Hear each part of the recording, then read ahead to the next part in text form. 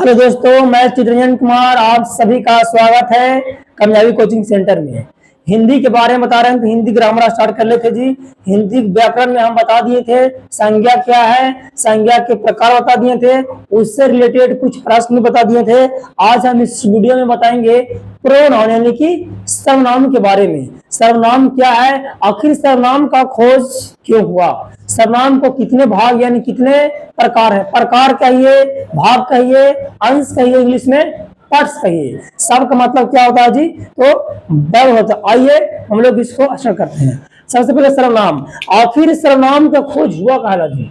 तो शॉर्ट में समझिए कि सर्वनाम का खोज इसलिए हुआ कि बार बार एक ही बात को ना दोहराया जाए। जैसे आपको लिखना है गाय पन्नी बांध, आप ऐसे लिखिएगा गाय चौपाया जानवर है, गाय के 2 आंख होता है, गाय के 4 पैर, गाय के 1 पूंछ। मैंने बार बार गाय नहीं लिखना है, यानी एक ही शब्द पुनरावृत्ति को रोकने के लिए बार बार एक ही शब्द का प्रयोग ना हो, इसीलिए जैसे लिखना है महात्मा गांधी पर निबंध, कैसे लिखिएगा, महात्मा गांधी का जन्म 2 अक्टूबर 1869 में हुआ, महात्मा गांधी के पिता का नाम करमचंद गांधी।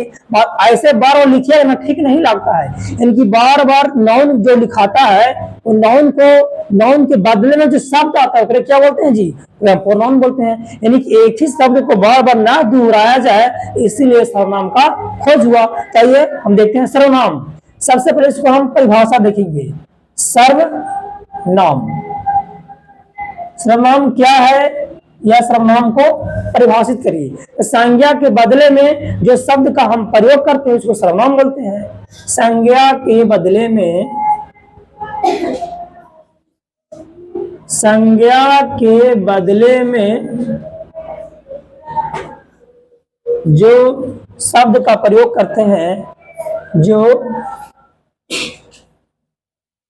शब्द का प्रयोग यानी यूज प्रयोग करते हैं उसे क्या कहते हैं बाबू, तो उसे सर्वनाम कहते हैं, प्रोनाउन कहते हैं, उसे सर्वनाम कहते हैं। जैसे या, वा, तुम, इनके इत्यादि। जैसे एक एग्जाम्पल समझिए, जैसे यहां पे रहेगा बाबू राम अच्छा है, ठीक है, और एक लिखा हुआ है वह अच्छा है, वह अच्छा है। ध्यान दीजिए, यहाँ पे जो लिखा है राम अच्छा है, उसमें राम क्या है जी, तो राम है नाम यानी कि नाउन है, संज्ञा। तो संज्ञा के बदले में यहाँ पे क्या लिखे, वह अच्छा है, यानी राम के बदले में क्या लिखे हैं जी, तो वह लिखे हैं। तो वह क्या हुआ जी, तो वह सर्वनाम हुआ। इजी तो है जी। आज इसको हम भेद देखेंगे कि सर्वनाम में कितना भेद होता है, कितने इसको प्रकार है जी। सर्वनाम के 6 भेद होते हैं। अब भेद कहिए चाहे प्रकार कहिए, बात देखी है। कैसे देखें, घर में किसी लड़का लड़की का 2-3 गो नाम रहता है जी, तो उसी प्रकार से भेद कहिएगा, फिर भी प्रकार कहिए, फिर भी पार्ट्स कहिए, फिर भी एक ही होता है। तो सर्वनाम के 6 भेद होते हैं, जिसका हम वर्णन कर रहे हैं। तो लिखिए, पहला हो गया जी पुरुषवाचक सर्वनाम, पुरुषवाचक सर्वनाम। दूसरा है बाबू निश्चयवाचक सर्वनाम, निश्चयवाचक सर्वनाम। तीसरा है, इसको आ लगा दीजिए, अनिश्चयवाचक सर्वनाम। तीसरा है जी अनिश्चयवाचक सर्वनाम।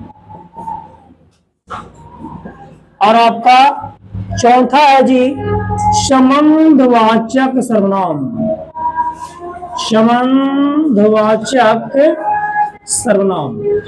और 2 और बच गया है जी, 5वां है जी, यानी कि यहाँ पे आई भी करते हैं रोमन अंक में, यहाँ पे हो गया निजवाचक सर्वनाम, निजवाचक सर्वनाम। और यहाँ पे आपके लास्ट एक बच गया प्यारा सा कोची जी, प्रश्नवाचक सर्वनाम। छठा है बाबू प्रश्नवाचक सर्वनाम।